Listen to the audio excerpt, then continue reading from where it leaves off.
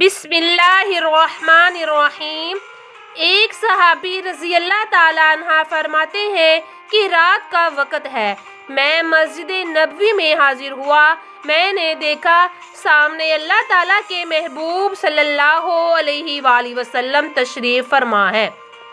اس رات 14ویں رات کا چاند اپنی پوری آب و تاب کے ساتھ چمک رہا تھا، چنانچہ جب نیچے دیکھا تو مجھے عرب کا چاند نظر آتا، جب میں اوپر دیکھتا تو مجھے آسمان کا چاند نظر آتا۔ فرماتے ہیں میں تھوڑی دیر کے لیے رک گیا، کبھی میں محبوب صلی اللہ علیہ وآلہ وسلم کے چہرہ انور کی طرف دیکھتا، کبھی میں چاند کو دیکھتا اور پھر سوچتا کہ عرب کا چاند زیادہ خوبصورت ہے یا آسمان کا چاند۔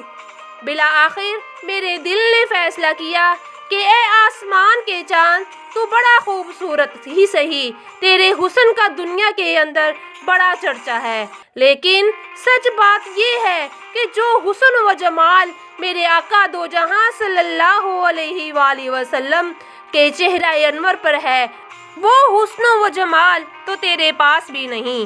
سبحان اللہ۔